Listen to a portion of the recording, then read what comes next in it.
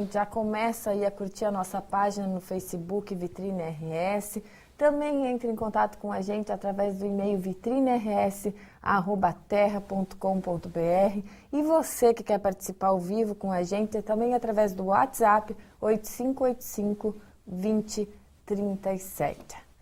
Rodrigo, nessa manhã de quinta-feira, o clima aí indefinido, né? As previsões aí de temperatura ontem era para fazer 28 graus, a gente não sabe como sair de casa muito bem e tal, mas hoje pela manhã eu recebi uma ligação pedindo para que fosse feito um comentário aqui em relação às estradas do Rio Grande do Sul. Passaram aí as chuvas, a gente está com um mês de julho terminando hoje, atípico, calor, chuva, frio, pouquíssimo frio, né? Um inverno muito diferente do inverno passado, mas as estradas continuam extremamente esburacadas, perigosíssimas. Hoje uma pessoa estava se deslocando para a região de Santana do Livramento, falando que a estrada está muito ruim, mas outro telespectador nos enviou um e-mail elogiando a estrada que vai ao Chuí, a região de Pelotas, falando que, graças a Deus, depois de tantos anos e tantas batalhas, aí a estrada começou a melhorar para a chegada do nosso porto aí de Rio Grande.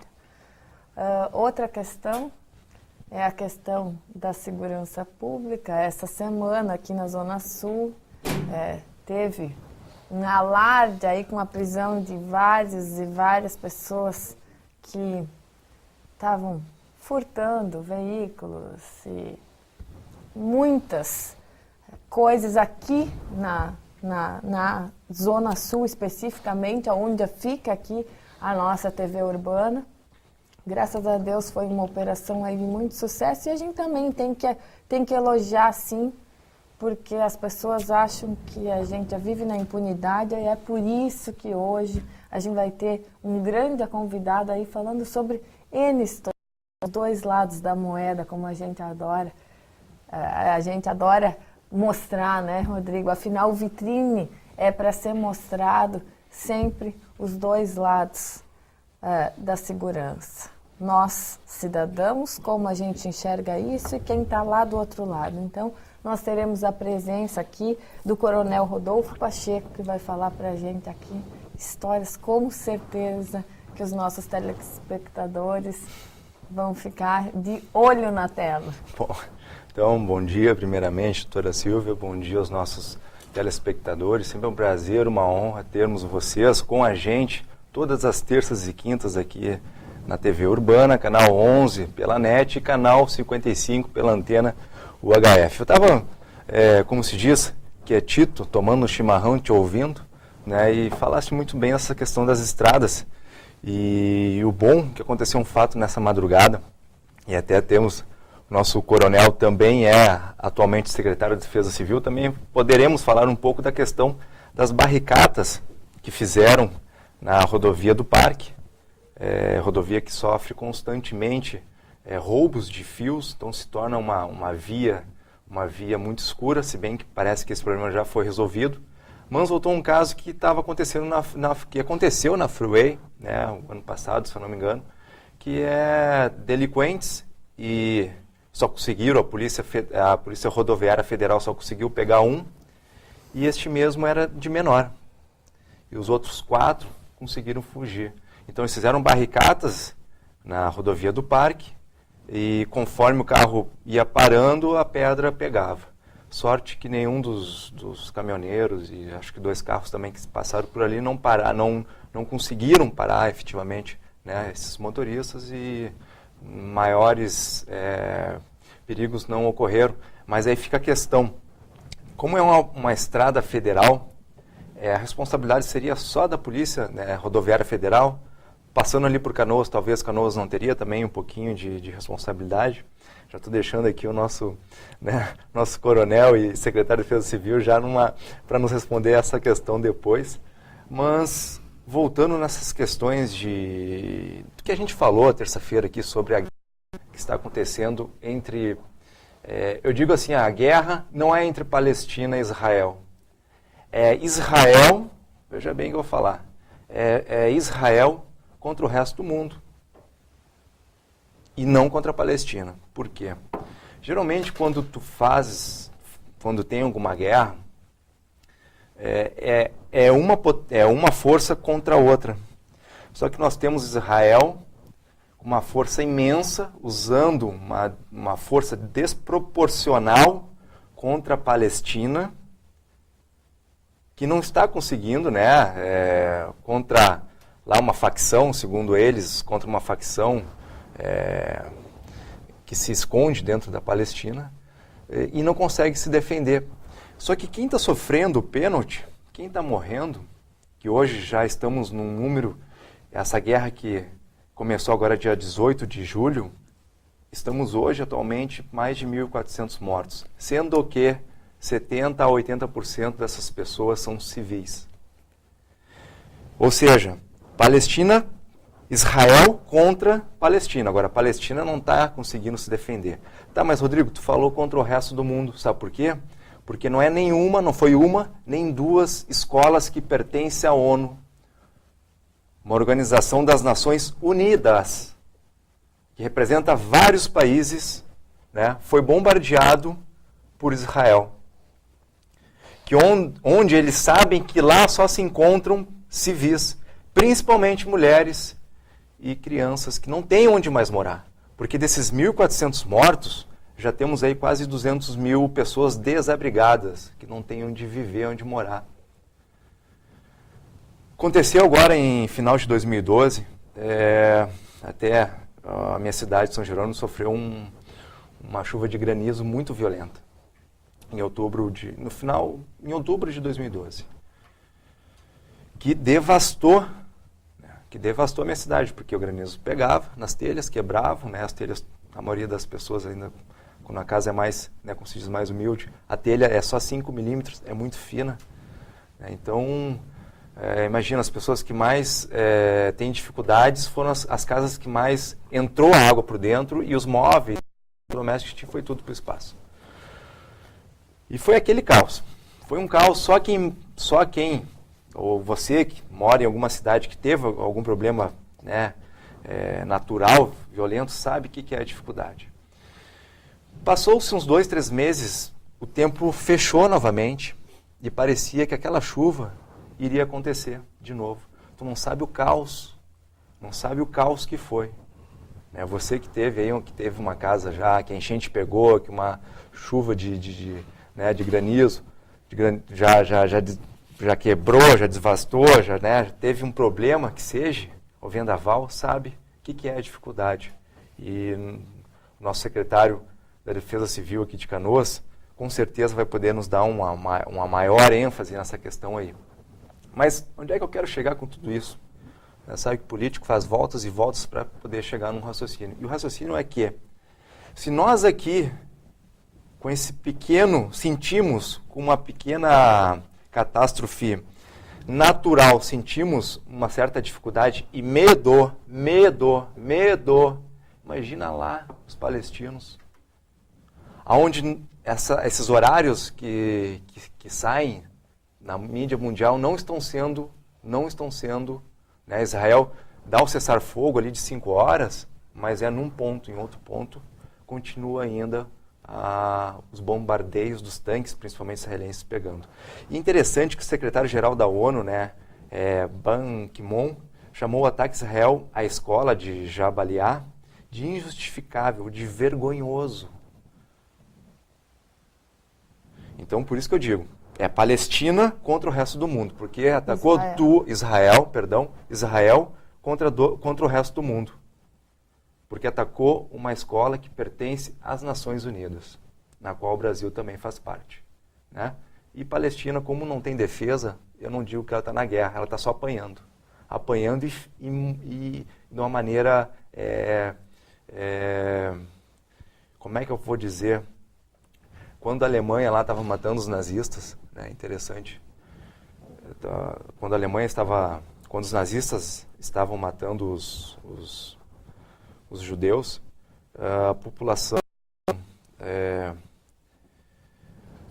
aquela população da Alemanha, e a outra coisa que está acontecendo, não via aquilo como muito da população daquele tempo, não de hoje. Estou falando lá, 1940, 45, né?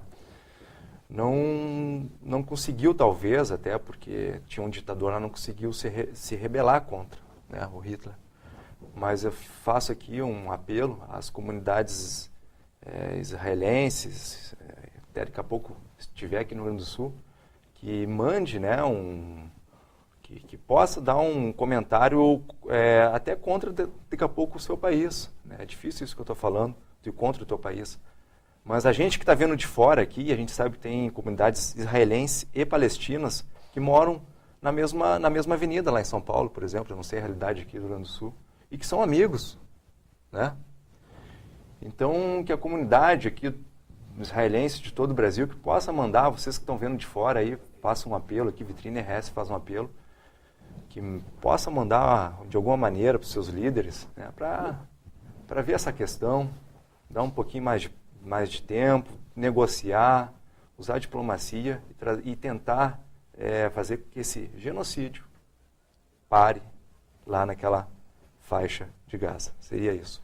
Pois é, Rodrigo, mas aí hoje a gente vai falar sobre a questão de segurança e várias histórias aí envolvendo a questão de segurança com o nosso querido convidado, o Coronel Rodolfo Pacheco, coronel da Reserva da Brigada Militar, atualmente secretário de Defesa Civil de Canoas, autor do livro que foi lançado nesse mês, O Negociador de Reféns, contando os bastidores aí da rendição do Melar em 94, sequestro do Lotação 350, invasão da Rádio Atlântida.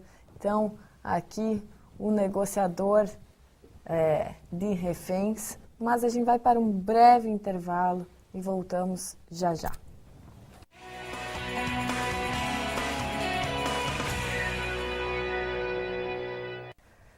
Nós voltamos então nessa manhã de quinta-feira. Hoje eu quero falar muito pouco, porque eu tenho certeza absoluta que você, telespectador, que nos assiste aqui no canal 11 da NET 55HF, não vai deixar de nos assistir, porque com certeza muitas são as histórias hoje com o nosso coronel Rodolfo Pacheco, que veio nos prestigiar nessa manhã de quinta-feira e que com o seu livro que foi lançado nesse mês, O Negociador de Reféns, vai iniciar um bate-papo aqui com a gente.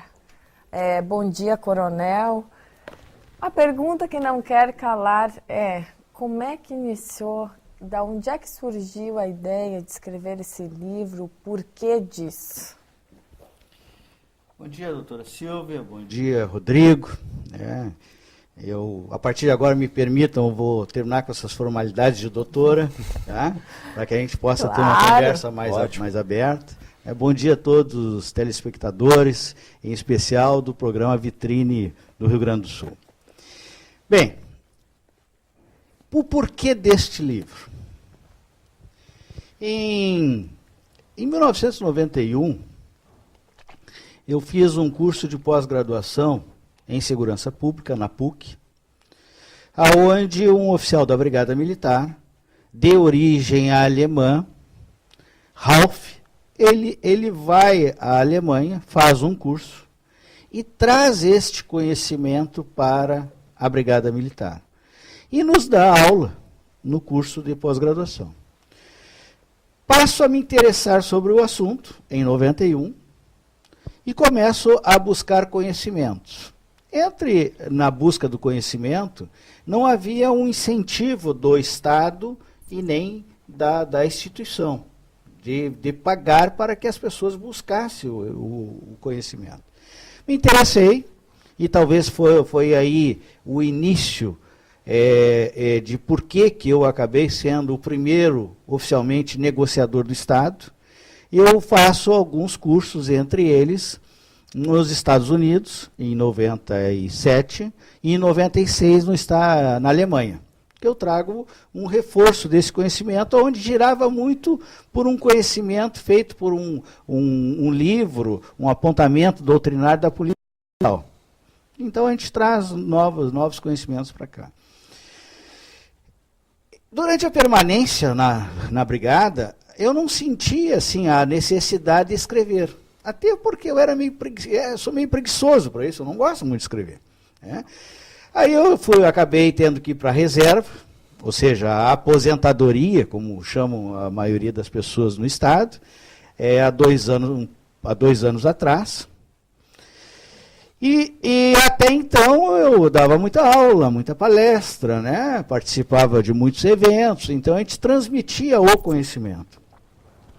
Como eu me afasto da brigada em 2012 e passo a abrir uma nova página na minha vida, que hoje eu sou secretário da Defesa Civil em Canoas, eu não perdi o contato totalmente com os órgãos da segurança pública, mas passei a não atuar mais ativamente, porque já estou com outra atividade. E aí começou a pressão. Coronel, mas não vai deixar nenhum legado, não vai escrever nada. E eu cheguei, as suas experiências, afinal de contas, não são 6 casos como constam no livro, são 18 casos. Né? São aí 4 dias, somando todas as horas, negociando. Então há uma experiência de fato muito grande, quase 15 anos sendo o titular dessa pasta aí. E eu encontrei um jornalista em Canoas, que é a minha terra natal, aonde ele se interessou muito, e eu brinco dizendo que ele foi o meu personal trainer, né? O Jason Carnal da Silva. E ele começou a insistir, até que eu para não ser mais incomodado por ele, eu disse, tá bem, Jason, vamos escrever o livro. Mas é contigo. Né? Digo, não, eu só vou, o senhor só vai dar as entrevistas que eu tiver que necessárias, e eu vou sair a campo. Né? E isto me fez fazer essa reflexão e eu aceitei, concordei. E por isso hoje nós estamos podendo, com uma certa satisfação, dizer que está tendo um bom retorno, digamos, pela comunidade, uma boa aceitação desse livro, que hoje tu ter uma edição de exemplares e em menos de 30 dias já ter mais de 500 vendidos ou colocados, né, no mercado, não a vender já vendidos, eu acho que é um bom resultado. Né? Mas não é isso que nos fez escrever, e sim deixar registrado as experiências que nós tivemos, oportunidades aqui no Estado. E que de uma forma ou de outra tem reflexo diretamente para toda a população, né? São fatos que eles são escritos de dentro para fora. Ou seja, vamos pegar um caso. O caso da lotação, por exemplo, a lotação 350 do bairro Santana, que não existe mais. Você vê, mesmo que a gente tenha um conhecimento amplo, né, principalmente vocês que trabalham com jornalismo, né, que tem que estar se atualizando em tudo, eu também desconhecia que essa lotação, ela não existe mais esse número. Porque já há uma tradição que quando ocorre um fato grave, eles tiram um número da circulação e acrescentam outro número. Então não existe mais a lotação 350. Esta linha não tem mais. Né? Então são fatos assim, tipo, que nós tivemos uma cobrança muito forte. Vocês ficaram 27 horas negociando com aquela pessoa que queria sequestrar uma lotação. Há menos de 2 anos atrás, teve o episódio da linha 174 no Rio de Janeiro. Por que não efetuaram um disparo e não acabaram com aquilo em 5 minutos? Isso é uma pergunta que vem muito para a gente. Às vezes vocês ficam 48 horas, 60 horas, como já foi um outro episódio lá em Canoas, no qual não fui eu que participei. Por que vocês não usam um sniper, um atirador de elite, e terminam com o risco desta pessoa matar alguém, digamos assim? A pergunta poderia ser simples de responder. mas ela é muito mais complexa. Por exemplo, o bem maior que se tem hoje pela Constituição Federal é a vida. Esse é o bem maior. A vida está acima das leis, é a vida. No momento que tu tira ou autoriza que seja efetuado um disparo de fuzil, e esse disparo é visando a parte central da tua testa, o resultado só vai ser um: a morte. Então tu matou alguém. E tu vai responder por esse ato. Ah, mas tem os excludentes de criminalidade, foi em defesa de terceiros. Sim, tu vai te livrar, mas tu vai responder. Né? Porque tu matou alguém. Bom, feito esse fato, ocorre um outro, e o procedimento é o mesmo. Veja, eu nem estou entrando na questão do valor da vida, eu estou falando só da ação. Aí tu faz um outro fato desse. Lá pelo terceiro ou quarto fato, as mesmas pessoas que dizem hoje, por que vocês não fazem isso, irão dizer, vem cá, vocês só sabem dar tiro e matar? Isso que eu nem estou entrando pelo lado da valorização da vida. Porque eu tive a oportunidade, doutora Silvia e Rodrigo, de ter sido diretor de presídio 3 anos, lá em Charqueadas. Eu fui diretor da PASC e diretor da PEJ. Na minha região. A sua região lá, em torno de São Jerônimo. Isso. Mas essas pessoas, eles estão lá pagando a sua pena. Então, não interessa o fato que eles fizeram. Eles estão pagando a sua pena. E se houvesse pena de morte, talvez eles fossem alguns condenados à morte, mas não existe essa condenação. Então, os nossos telespectadores tenham ciência que a polícia ela vai sempre evitar que ocorra a morte, independente de quem quer que seja. Às vezes é necessário. E às vezes há erros policiais. Às vezes há os erros. Quantas vezes nós vimos as matérias aí que ocorrem erros? Por exemplo, nós pegamos uma fase em Canoas, que eu sempre, quando comandei Canoas 5 anos, eu sempre usava a expressão, né, que o crime anda pelas rodovias. O crime anda de rodas. As pessoas, quando vão fazer um assalto, ele não vai lá de cachaça debaixo do braço e vai assaltar. Não, ele vai com outro comparsa, ele vai com outro companheiro, ele vai num carro já roubado e faz o delito e foge. Então nós abordava, em média, mais de 3.000 veículos por dia em Canoas. Isso parece assim, mas é um número absurdo. Não, se tu começa a decompor ele, tu tem um policial militar na rua, que fica 6 horas na rua, nada mais do que ele abordar 10 veículos. Por exemplo, se pegar São Jerônimo, lá tem não, eu vou chutar, porque eu não sei quantos policiais tem lá da brigada, mas digamos que tenha 25. Se ele abordar, cada um que vai para a rua abordar 10 veículos na sua jornada de trabalho, vezes 10 é 250 veículos.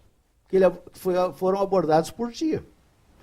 Agora veja, tu pega uma cidade que nem Porto Alegre, dentro desse raciocínio, tu faz 5.000 abordagens de veículos ao dia, no mínimo. Claro que uma dessas abordagens pode dar problema. Pode ser um problema da polícia, como pode ser um problema de quem recebeu a abordagem, e pode gerar um atrito. Então, às vezes, há os erros também nossos, que isso aí, quem disser que não ocorre, infelizmente tem que aprender um pouquinho mais dentro da segurança pública. Existem sim erros policiais, e que são difíceis de ser reconhecidos. No meu caso, eu reconheço erros meus, que está escrito aqui dentro desse livro. Que talvez seja uma das coisas mais difíceis que o ser humano tem para se fazer, porque reconhecer erro não é uma coisa tão simples assim. Mas quando... Deveria. Concordo plenamente, né? Mas quando se repassa conhecimento, a gente também tem que dizer, existem erros, cuidado para não cometê-los. Até porque é aprendizado. Até porque é aprendizado, né? Eu sempre brinco não, é um chavão do processo ensino-aprendizagem, né? Que o processo ele deve ser lento, gradual e acumulativo. Então, também os erros cometidos têm que serem relatados para que tu aprenda com os erros também. E eu sei que o Rodrigo quis intervenção, mas só para concluir, Rodrigo, eu quero assim dizer que se aprende com os erros, e eu sou um analista de situações de segurança pública, principalmente dessa área. Quero assim exemplificar. Quando dá uma ocorrência lá em outro estado, vamos pegar um estado distante, lá no Pará, tu pode estudar aquele caso, para ver o que houve, qual foi os erros, qual foi os acertos, para que se um dia ocorrer aqui, tu não cometa o mesmo erro. Foi o caso da linha 174. Nós estudamos muito aquele caso.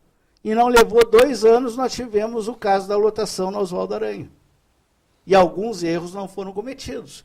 Como nós primamos por um isolamento, foi a maior confusão em Porto Alegre, né? Foi 27 horas a Oswaldo Aranha interditada. Olha a confusão para quem estava no trânsito. Mas não interessa. Não interessa. Isso é subsequente. Isso é outro problema. E depois de 27 horas, sai aquela pessoa, se entrega lá e tudo resolvido. E até aproveito aqui que nós tivemos uma das reféns, que é a professora Marina, que ela escreveu um livro, O Drama da Lotação, 27 horas, e ela faleceu ontem. E ela nós tivemos a oportunidade, ela foi entrevistada e ela tem um relato dela nesse livro aqui. Então, aproveitamos aqui para a família dela aqui em Porto Alegre, ela era professora do Parobé, né, para desejar os nossos sentimentos à família e força a todos. Bom, também nossas condolências aqui do Vitrine RS. Coronel Rodolfo, a gente vê muitos filmes, principalmente filmes americanos, que se tu for ver, grande parte deles tem uma... Aí que eu te pergunto, né? Uma coisa é tu ver um filme, a produção de um filme, a produção de Hollywood, né? Outra coisa é o fato verdadeiro. Tem uma diferença entre aqueles filmes americanos e que tem o sequestro, que tem o atirador de elite, ou é algo a gente poderia, assim, o nosso telespectador poderia ter como um parâmetro os filmes americanos, toda aquela questão de negociação, de suspense, de adrenalina, ou é algo diferente do verdadeiro? Rodrigo, uma novela, um filme, é conduzido pelo pensamento de quem escreve. A sua condução durante todo o processo e a sua finalização como ele quer. Ou como ele entende que a maioria que assiste gostaria que ocorresse. Mas eles procuram trazer mais próximo da realidade, né? Mais próximos da nossa vida, digamos assim, as histórias, né? Tem uma emissora de televisão que ela trabalha muito com novelas e a gente vê temas assim que são próximos, que eu estranho às vezes. Determinados temas que estão mostrando, eu fico até, mas os meus filhos estão olhando, eu acho isso aí não é uma coisa que está legal, mas a vida é assim. Né? Os filmes buscam também a proximidade de como ocorre. Então, de fato, quando tu olha um filme desses, que tu vê lá alguém negociando, que tu vê toda uma mobilização policial no seu entorno, inclusive com grupos prontos para invasão e atiradores prontos para executar, isso é real. Porque tu tem um fato, e tu tem que saber, vamos criar um fato. Tu tem lá as pessoas não no geral, eu quero dizer, algumas pessoas resolvem fazer um assalto. Nós vamos assaltar hoje, vamos pegar lá, roubar não interessa qual é o estabelecimento, vão pegar aquele dinheiro e eu suponho que vão para a droga, vão para as boates, vão gastar, porque eu não conheço marginal rico, né? São tudo, eles roubam e estão sempre na mesma vida. Ou estão presos ou estão na mesma vidinha deles lá, não conheço. Né? Existem uns outros tipos de delito que esses melhoram, não? Mas nós estamos falando de outro tipo de pessoas aí, né? Existem uns aí que melhoram bem o seu padrão de vida, mas não é esses que nos incomodam, né? No fundo, quem nos incomoda é esse crime de menor potencial, né? É o cara que nos aponta uma arma no rosto e rouba o nosso carro. Claro. Né? Bom, ele planejou aquele assalto. Só que ele não planeja que pode dar errado. Que ele vai lá, ele vai pegar, vai fazer o que ele tem que fazer com o dinheiro. Mas existe o outro lado, não deu certo. Alguém me denunciou, a polícia estava passando, ligaram para a polícia e agora eu estou cercado.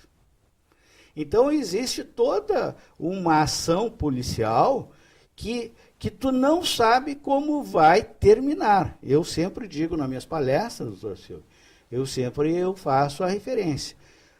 O caso só termina quando acaba. Nós não sabemos como é que vai terminar.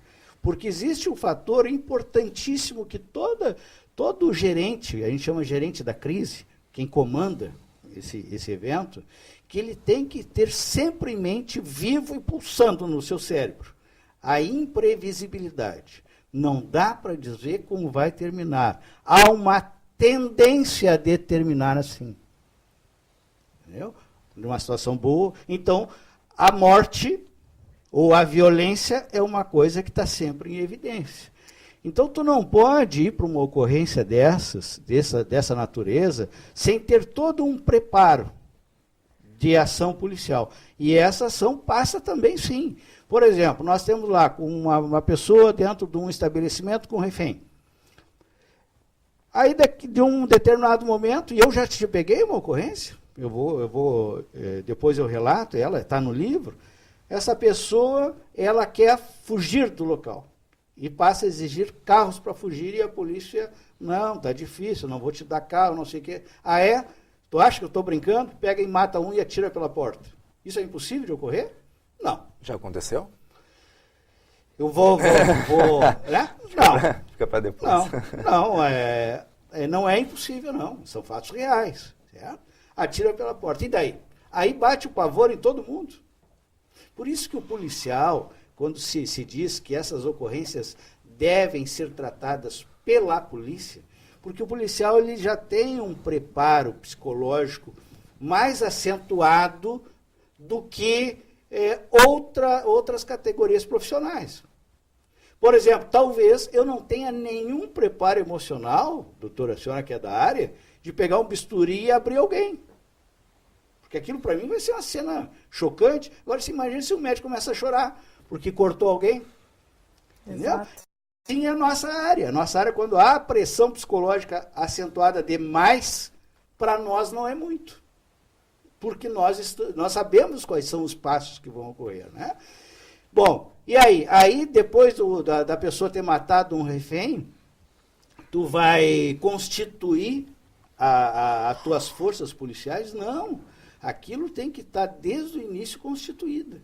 Tu tem que estar preparado se aquele camarada, aquele delinquente, aquele tomador de refém, ele fizer algo violento contra o refém, tu já tem que estar com a estrutura montada.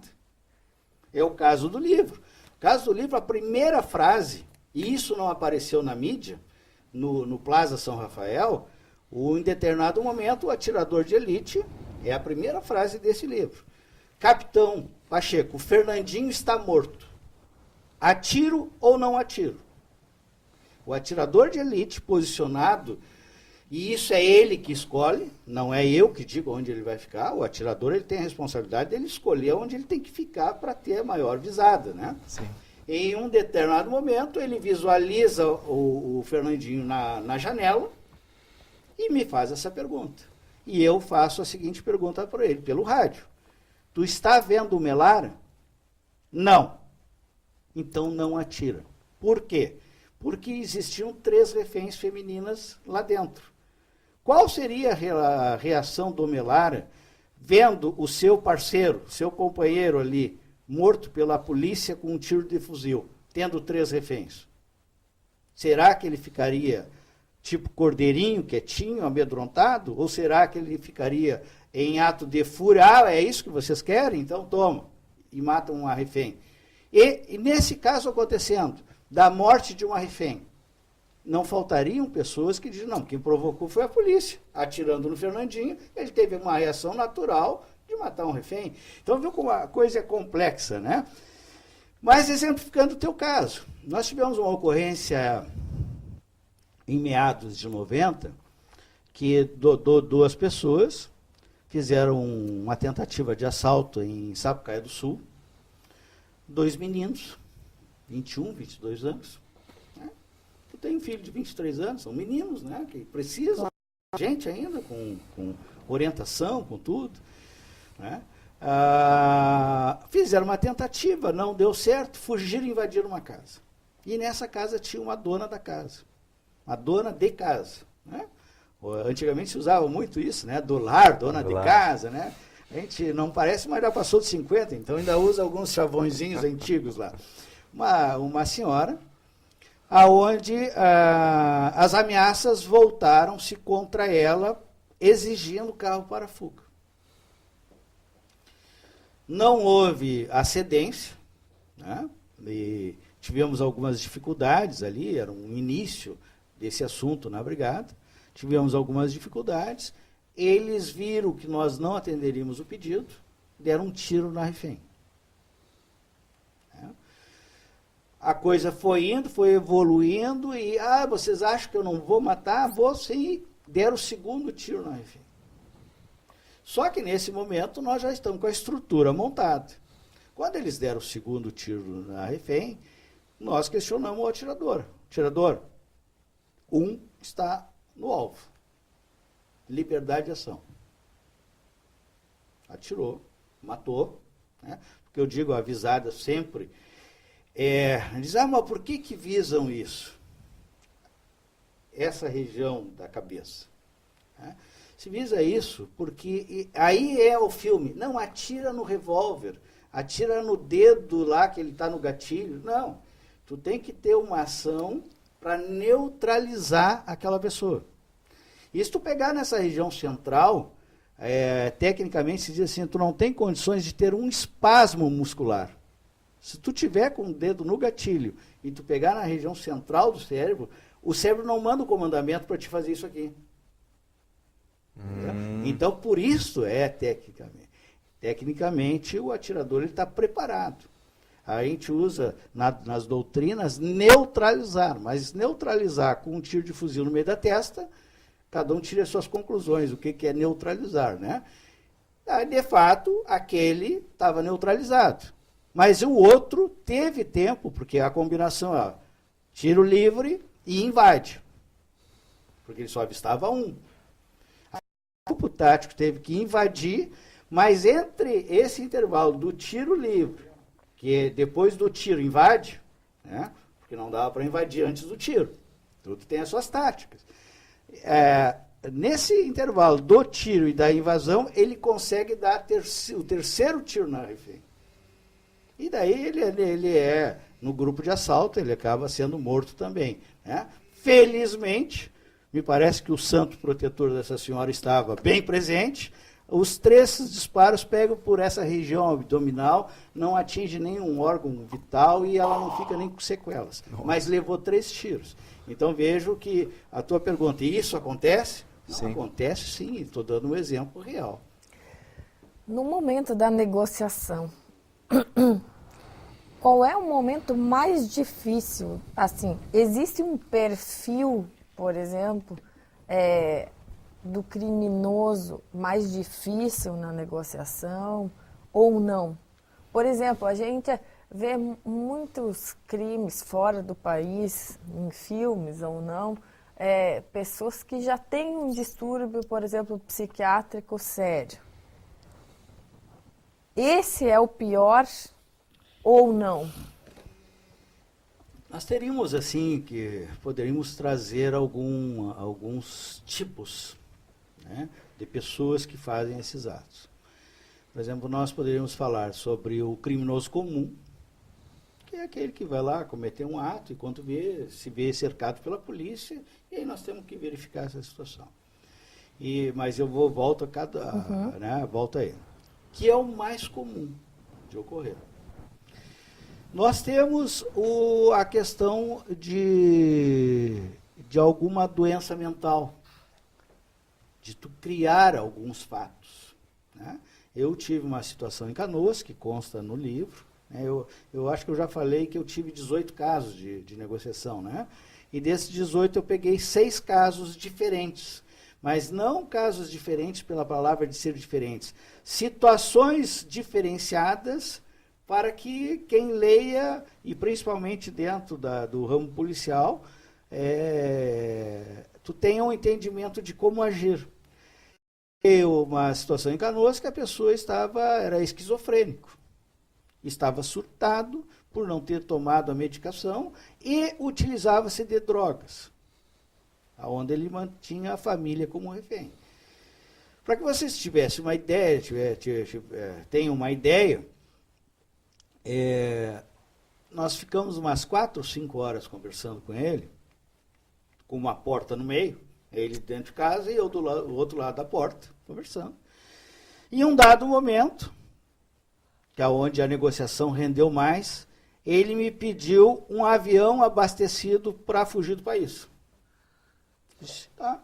Saí, fui lá num apartamento de baixo, que a pessoa nos cedeu lá de madrugada. Fui lá, tomei minha água, meu café, né? Sentei um pouco, troquei alguma conversa ali com o pessoal que normalmente aqui na brigada é o GAT, né, o Grupo de Ações Táticas Especiais, né, que sempre se faz junto, que é os que vão agir se tiver que agir, né? Uhum. Que são os preparados para isso. Tomei minha água, dei lá uns 15, 20 minutos, daí subi. Nem me lembro mais como é que eu chamava. Disse, olha, está na mão.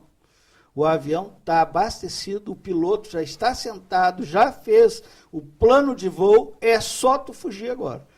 Mas para fugir nós temos que entrar para te sair daí, né? Tá, mas cadê o avião?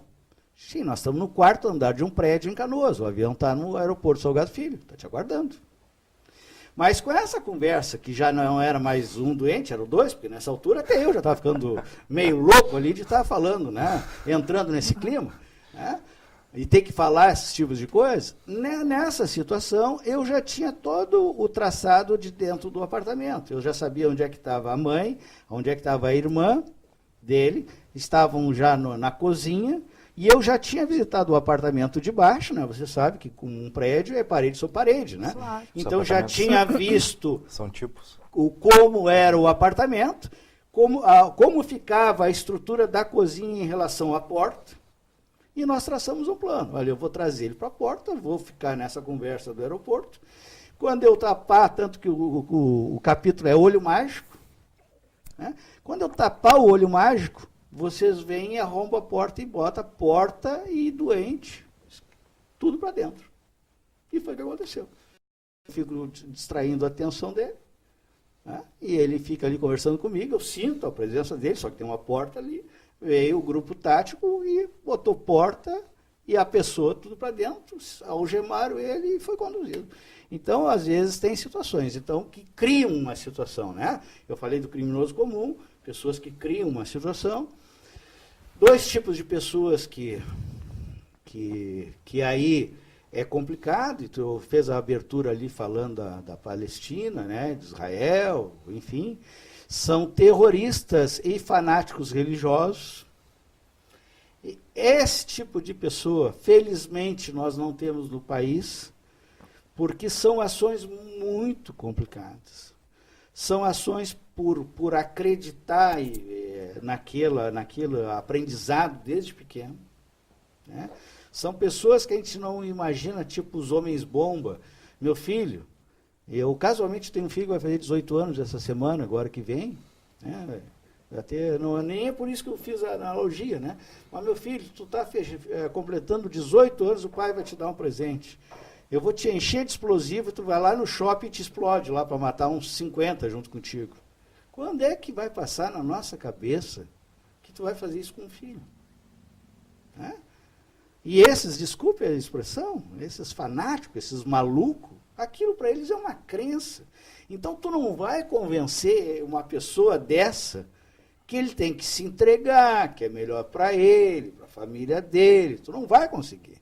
Tanto que existe um estudo da ONU que ela considera aceitável um resultado em se tratando dessas pessoas, de até 20% de morte de reféns. Um resultado aceitável. Porque, na teoria, vai morrer todo mundo, se tu deixar na mão deles. Né? E uma outra categoria que se tem aí, que são os prisioneiros. Né? Os prisioneiros, a questão de rebeliões, essa fim, que tem que ter muito cuidado, principalmente porque são gerados, essas rebeliões, elas são geradas normalmente por falhas na segurança ou expectativas de direito não atendidas. Nem estou dizendo que seja direito, expectativa de direito. Né? Por exemplo, hoje uma cadeia ela se movimenta muito se tu não tiver hoje uma assistência jurídica muito boa. O que eu quero dizer? Hoje o apenado, ele sabe calcular direitinho que ele tem 30 anos de cadeia a cumprir, mas 1/6 da pena ele pode já trocar de regime, e que ele já está ligado, trabalhando há tantos anos, portanto já ganhou tantos dias de remissão, hoje é o dia que eu tenho que trocar de regime. Não, não é bem assim. Ele vai ser estudado para troca de regime. Mas imagina, tu está lá dentro com uma condenação de 30 anos, quando chega o dia que tu pode trocar de regime, aquilo já começa a perturbar todo mundo. Porque o fulano, nosso amigo, aí já agita a cadeia. Então o sistema hoje, e aí veja como é complexo esse problema prisional. Ele é muito complexo. Eu só citei um caso. Né? Então tem essas categorias. Mas a situação mais comum que nós enfrentamos, de fato, é o criminoso comum. E aí sim, o que vou tentar objetivar agora? Uma das primeiras coisas que a gente tem que fazer, e quando eu falo muito em palestra, muito em conversas, em aulas, né, esses ensinamentos, esse conhecimento, eles servem para a vida da gente. Eu não estou fazendo comparação do crime com o lar, mas qual é o casal que já não teve seu desentendimento dentro de casa? Porque são duas pessoas, cada um pensa de uma maneira e às vezes há o atrito. Então, enquanto as duas estiverem alteradas, não vai ter acerto. Alguém tem que acalmar para começar a processar o entendimento. Né? Então, isso eu normalmente dizia, bom, normalmente a gente está errado, né? Então eu sempre disse, deixa a mulher falar tudo que tem que falar. Daí eu fico só escutando. Depois que ela cansar, eu já estou falando de alguns minutos, já estou começando a voz a cansar. Depois que ela cansar de falar, bom, agora eu falo, não, meu amor, não é bem assim, isso aí é um entendimento que está tendo. Né? Então tu entra na negociação. Assim é a mesma coisa um processo. Um processo tu pega os ânimos totalmente alterados, a primeira coisa que tu tem que fazer é acalmar todo mundo. Tecnicamente eu diria assim, organizar o cenário, onde está aquela esculhambação, é polícia para tudo que é lado, imprensa. Pendurada, é imprensa, é população. Pressão. As autoridades que comparecem. Os familiares das vítimas estão lá. Tem que organizar aquilo ali. Organiza, afasta o que puder e depois vai num processo de, primeira coisa, acalmar aquelas pessoas lá dentro. Coronel. Rodrigo, eu preciso É só tu que está perguntando hoje. Não. É que tá boa a pauta. Vai lá, as damas assim, primeiro. Como é que era a negociação? Pronto, tá. Sim, senhora, sim, senhora. Não, aqui a gente sempre negocia numa boa, né? Não, mas uma das questões que eu quero saber agora é o outro lado da moeda, já que eu falei que a gente vai ver os dois lados. Existe um perfil de refém que é pior, por exemplo, para manter a calma, para conter, ou não se estuda muito o perfil do refém? Doutora Silvia,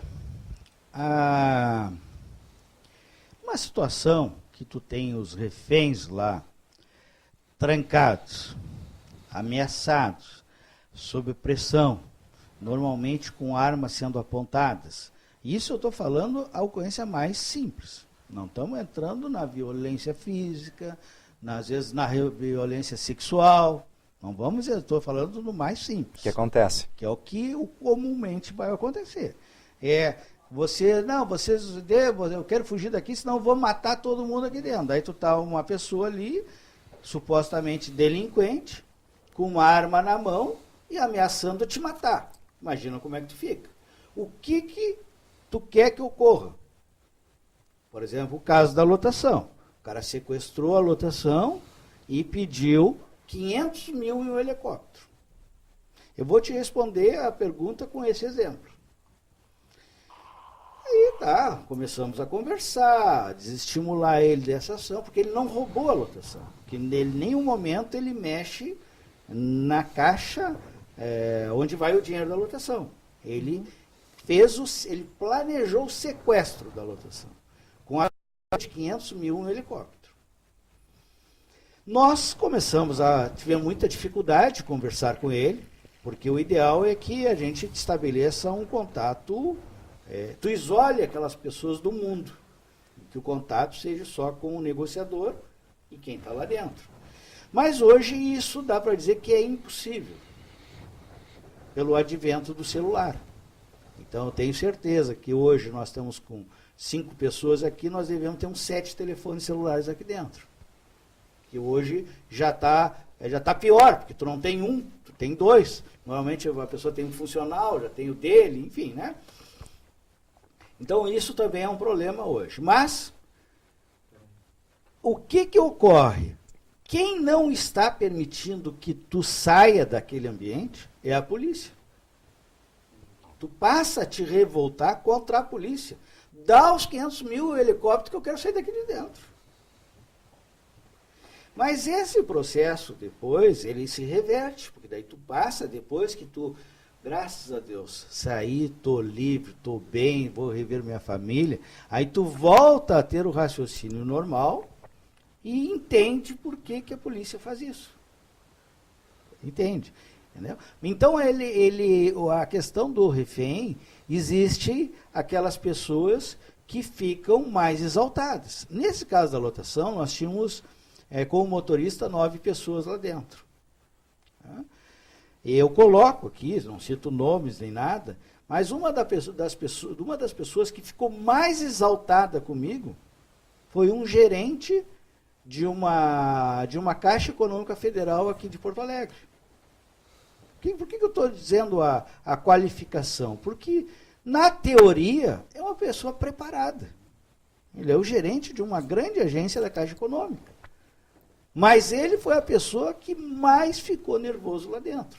E que eu compreendo perfeitamente. E ele hoje compreende perfeitamente. E que ele chega um momento que ele diz assim, quando eu sair daqui eu vou te dar um soco na cara, coronel. Claro. Porque quem estava fazendo eles ficar lá dentro, na cabeça deles, era eu. Bastava dar os 500 mil helicópteros e estava resolvido o problema, estava todo mundo liberado. Então, há uma reação muito forte de quem é refém, né? Mas é extremamente compreensível. Eu vou citar um exemplo, também real. Eu estou dando uma palestra ou umas aulas lá no Recife, porque talvez... para a pessoa entender por que no Recife, com aquele advento da linha 174 no Rio de Janeiro, em 2000, onde houve um fim totalmente trágico, porque a refém é morta. E o tomador de refém é morto depois, pelo que consta dentro da viatura da PM. Então não pode ser pior, né? É que nem aquela ação lá que deu origem de tudo lá das Olimpíadas em Munique, quando os terroristas fazem de refém uma equipe toda, eu acho que de Israel, se não me falha a memória, né? E a polícia resolve invadir, morre todos os terroristas e toda a equipe. Mas que ação mais desastrada é essa? A mesma coisa do Rio, ação totalmente desastrada, porque os únicos 2 que estão na ocorrência são mortos. Se o objetivo tudo era salvar a refém é a primeira a morrer, não podia ser pior. Bem, ali o país como um todo, através do Ministério da Justiça, ele nomeia o Rio Grande do Sul, aonde há uma equipe de oficiais da brigada e um delegado de polícia, aonde nós ministramos aula para o país inteiro, para todas as polícias do país. nós ministramos aulas sobre esse assunto, gerenciamento de crise e negociação com reféns. Então, o Rio Grande do Sul, no ano de 2000, foi a referência, por já ter se interessado lá em 1991 sobre o assunto, aonde nós buscamos esse conhecimento. Viu como uma coisa ela... E nós estamos falando de 20 anos, e 20 anos é uma coisa que... 20 ou 30, né? 90 para cá, é 20 e poucos, 24, 25 anos.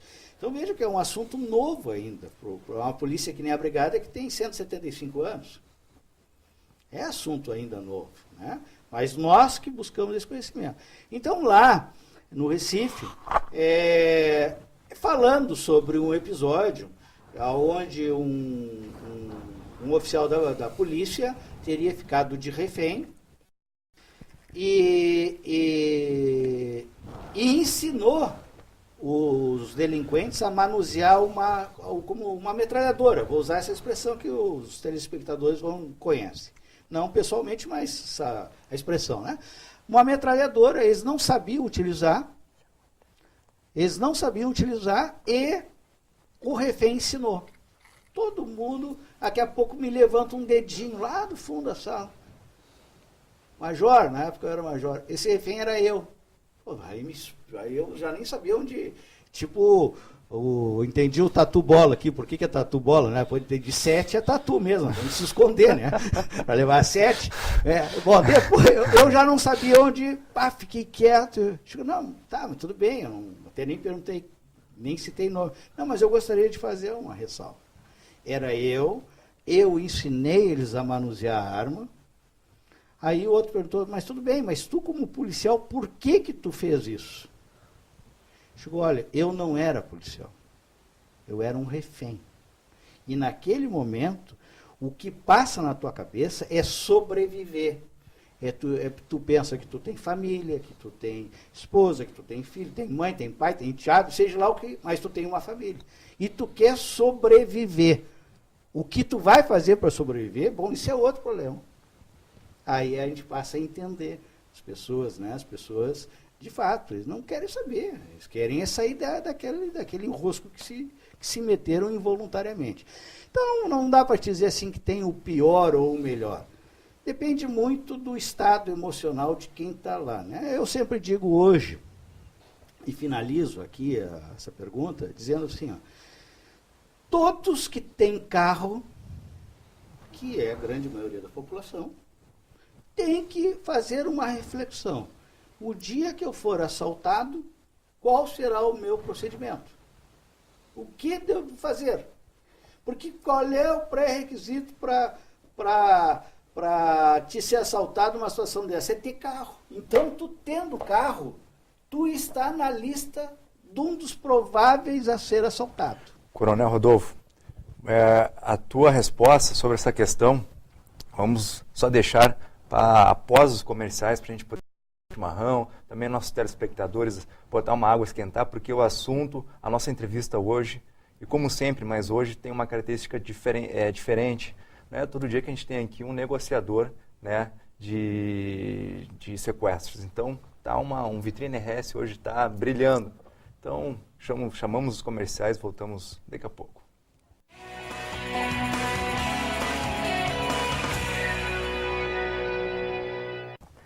Nós voltamos então aqui nessa manhã de quinta-feira com o Coronel Rodolfo Pacheco, nessa conversa aí que você, telespectador, com certeza tem que fazer essa reflexão que foi deixada aqui no finalzinho desse primeiro bloco. Mas, como eu sou acho relativamente uma boa negociadora, eu vou deixar o Rodrigo iniciar esse bloco.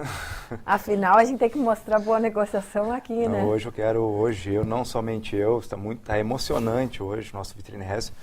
Mas, Coronel, então, se eu sofro uma abordagem, então estou andando no meu carro, não sei se poderia dizer assim, e se poderia perguntar assim, se a minha reação ou não reagir, tanto dentro de um carro ou se eu sou sequestrado, tem que ser a mesma? Rodrigo e doutora Silvia, eu vou citar exemplos usando a mulher e o homem. Tá? Hoje, todas as pessoas que se interessam um pouco pela área do crime ou da criminalidade no geral, ela sabe que um patamar muito difícil de tu diminuir é o roubo de veículos. Né? Porque há todo um comércio, há toda uma estrutura do entorno desse roubo de veículos. Por isso eu usei da expressão que tu tendo o veículo, tu está na fila para um dia ser roubado. Pode ser que nunca chegue a tua vez, mas tu está na fila, porque o pré-requisito é ter o veículo. Então, a gente dá alguns conselhos que, por exemplo, normalmente quem vai te roubar não é o furto, né? De nós sair daqui no estacionamento, cadê meu carro? Sumiu meu carro. Isso é furto. O problema nosso é o roubo, quando te botam uma arma no teu rosto e com uma arma engatilhada, e eu digo sempre o mesmo exemplo, entre uma Ferrari, que a seleção seria infinitamente pequeno para te ter uma Ferrari, né? Mas entre arrancar uma Ferrari, que diz que vai de 0 a 100 em 3 segundos, e o cara fazer isso aqui é mais rápido. E ele vai atirar. Porque na cabeça dele é onde é que já se viu o cara tentou fugir? Né? Onde é que já se viu? Foi assaltar, o cara tentou fugir. E a gente tem que ter o raciocínio não pela tua cabeça, mas sim na cabeça dele. E esses roubos sempre vão ocorrer quando tu estiver distraído. Porque quando tu está atento, não ocorre.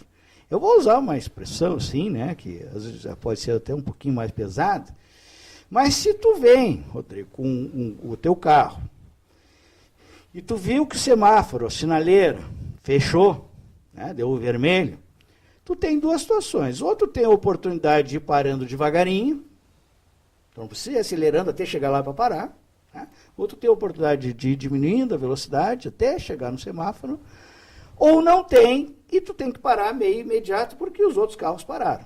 Bom, são as duas situações. Mas o que nos interessa é que tu possa estar atento no que está nesse ângulo na tua frente.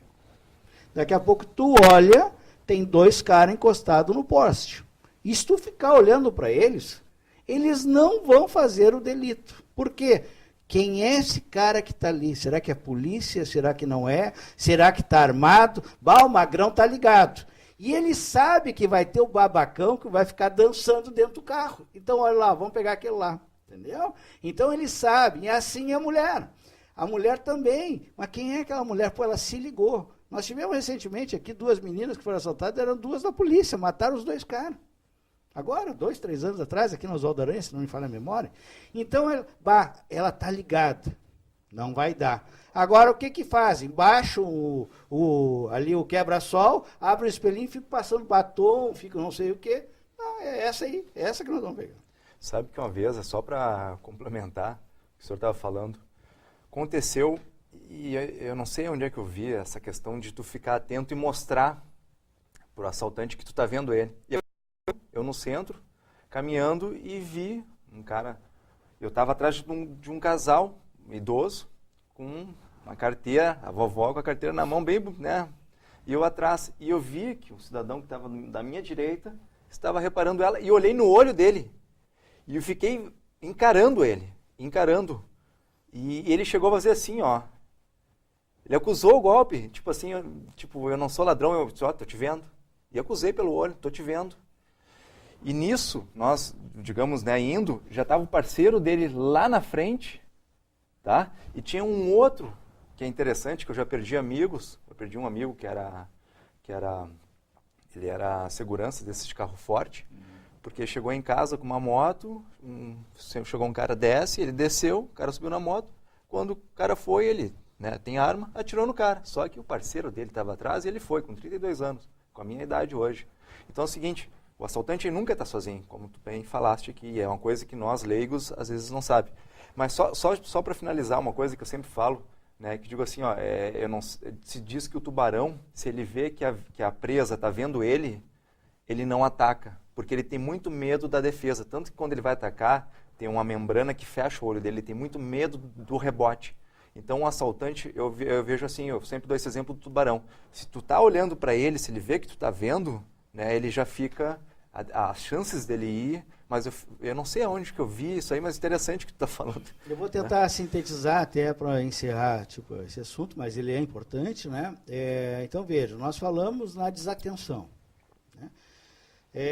A questão de exemplo simples. Nós aí saímos, às vezes eu já evito até sair à noite, porque do jeito que está aí a coisa está complicada. Mas quando saímos, tem gente que não toma algumas medidas. Por exemplo, vamos pegar uma pizzaria. Vamos lá com a família, numa pizzaria, enfim.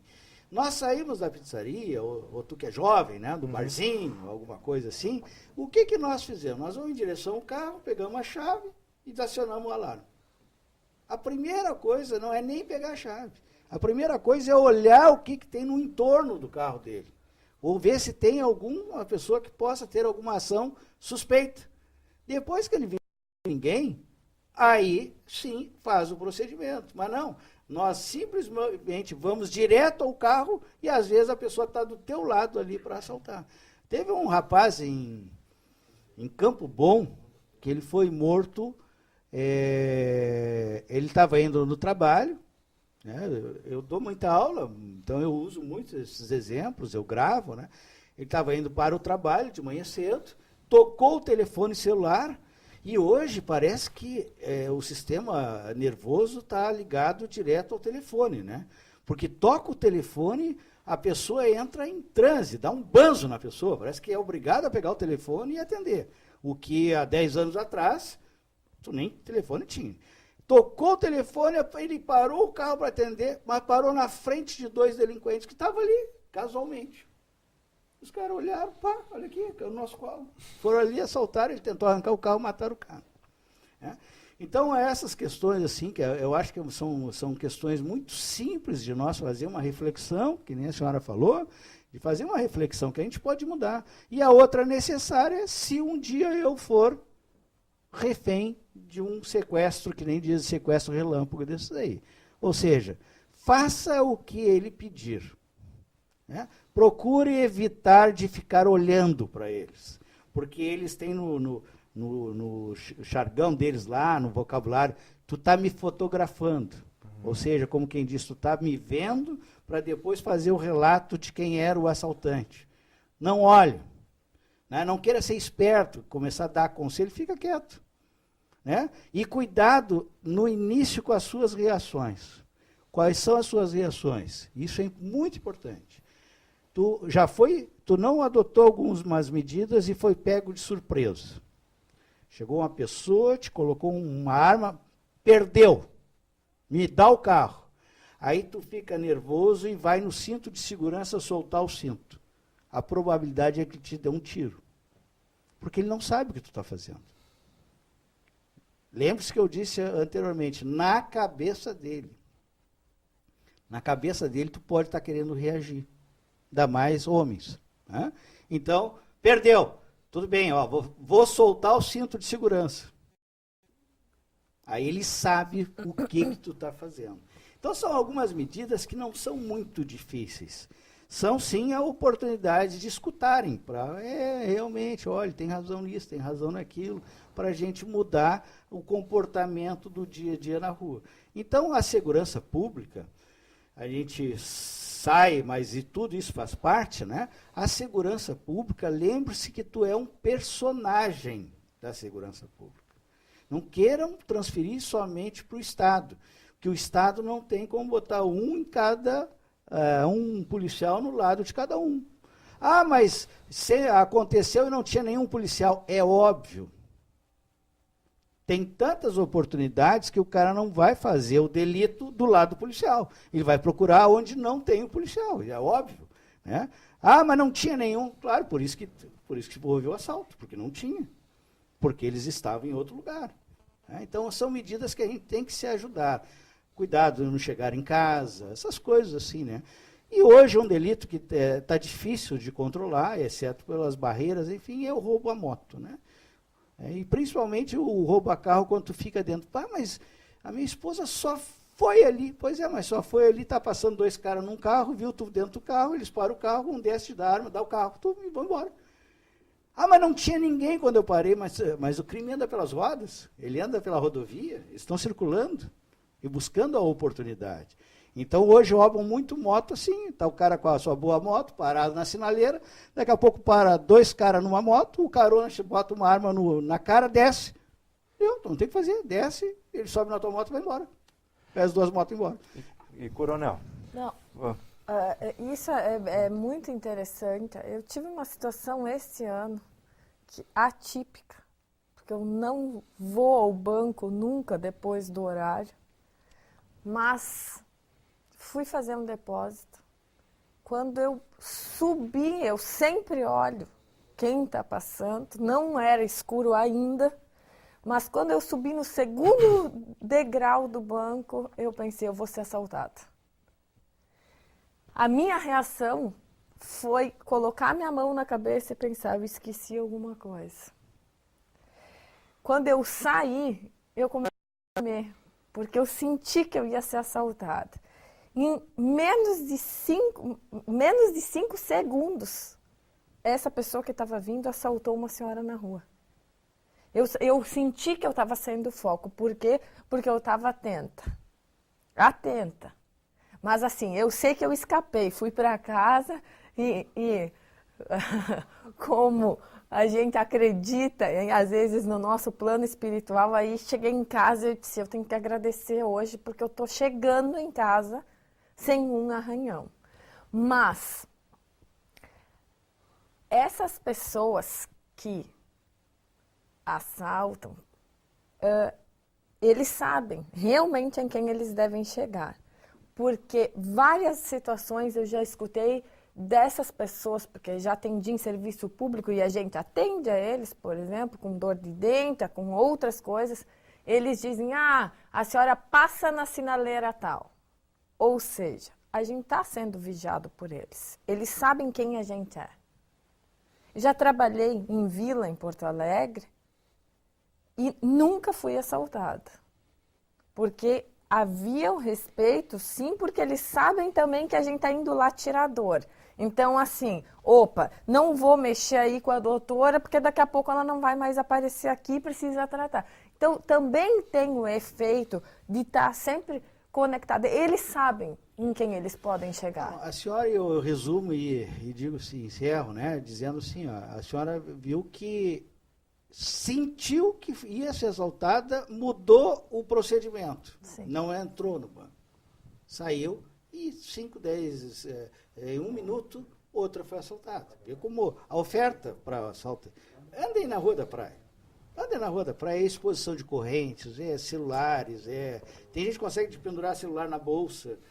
Enfim, é um universo de ofertas assim, para quem é do crime. Mas normalmente, você já deve ter ouvido a expressão, eu senti que ia ser assaltado. E o que tu fez? Eu continuei fazendo a mesma coisa, e daí fui assaltado. Normalmente, tu consegue perceber antes. Eu também, deixa eu dizer um exemplo, também, esses dias eu fui no Camelô, aqui no Camelô, aqui em Porto Alegre, e indo em direção rodoviária. Ia voltar para São Jerônimo de ônibus nessa ocasião. E senti que tinha um cara me seguindo. O que eu fiz? Onde tinha um órgão público, um prédio, eu parei, fiquei com as minhas costas, eu fui num local de bastante movimentação, de bastante pessoas, fiquei de costas na rua, porque nem quis entrar e fiquei fitando ele. Tipo assim, as minhas costas protegidas e eu olhando para frente para ele. Claro, também não é o mais correto, porque a sorte é que tinha muitas pessoas, que talvez se tivesse só eu e ele ia, né? E ele fez de louco e cruzou, né, a passo. Mas a pergunta que é importante aqui é o medo. Tu nunca sentiste medo? Porque o negociador, ele vai de mão abanando, às vezes perto do assaltante, ou de uma pessoa que está com a arma, né, ou do sequestrador. Tu não sente medo, não sentiu medo alguma vez? Rodrigo, como é que tu faz essa questão?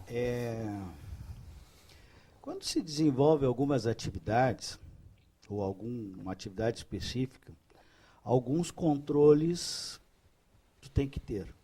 Eu comecei lá falando do médico com o bisturi.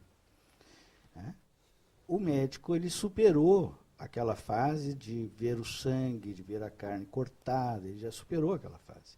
Então há um preparo psicológico, emocional, que a gente consegue controlar alguns sentimentos. Entre eles, o medo. Não que tu não sinta. Né? Tu sente. Tanto que quando tu pega um caso muito complicado, porque tu tem que pensar pela tua cabeça e pela cabeça das pessoas que estão lá dentro, tu no outro dia tu está arrasado. Eu, nesse caso do Plaza, que eu fiquei 14 horas, na realidade não foram 14 horas negociando, mas começou na quinta-feira de tarde, foi terminar sábado às 2 da tarde. 2 noites sem dormir, se alimentando mal, num dia, os piores dias de frio do estado que teve aqui. Eu tive no helicóptero com a sensação térmica de menos 6 graus. Então, no outro dia eu estava de cama, doente. Mas naquele momento eu sabia que eu não podia perder o controle da situação. Então eu quero te dizer assim, que tu sente os sentimentos, mas tu tem condições de controlar o sentimento. Depende de como tu exercitar. Por exemplo, eu tenho medo de altura, tu pega uma escada, começa uma semana subindo 1 degrau. Na segunda semana tu olha, mas até que não é tão alto, tu já está subindo o 2º degrau. Daqui meio ano tu está subindo a escada, porque tu exercitou aquele medo que tu tinha. Então a gente tem condições de controlar o medo, tá? Mas todos nós temos, e com certeza eu também tenho os meus sentimentos e os meus medos na vida. Com certeza, até porque basta a gente estar vivo para ter certeza, né, que pode acontecer alguma coisa. Mas é um grande prazer ter recebido essa aula aí, que eu tenho certeza que o nosso telespectador agradece aí pelas orientações. Quer dizer, a gente nunca sabe qual é o nosso dia de hoje, qual é o dia de amanhã. E a gente precisa estar atento, porque eu acho que a nossa vida, por mais que hoje exista, infelizmente, muitas pessoas aí têm um conceito que a vida não vale mais nada, mas eu acho que a vida ainda vale muito. E a gente precisa prezar isso. Então, com um grande orgulho que a gente recebe aqui o Coronel Rodolfo Pacheco, com o livro O Negociador de Reféns, com certeza. Acho que vale a pena ler aí, até para você saber que a gente pode estar do outro lado. E, olha, eu gostaria que o senhor terminasse com uma única frase para o nosso telespectador. Segurança pública você faz parte, portanto, preocupe-se com ela. Mas também, rapidamente, vocês encontram esse livro nas principais livrarias do shopping Praia de Belas e o Total, aqui em Porto Alegre, ou então entrem pelo Facebook, a rede social hoje é muito forte, né? O Negociador de Reféns, que aí terão maiores informações de como adquirir esse livro, essa experiência que com certeza vai ajudar, quer nas questões de polícia, quer nas questões pessoais, que vocês viram que há muito proveito a ser tirado. Coronel Rodolfo, muito obrigado pela sua participação aqui no Vitrine RS. Esperamos vocês, nossos amigos, na próxima terça-feira. Bom final de semana a todos.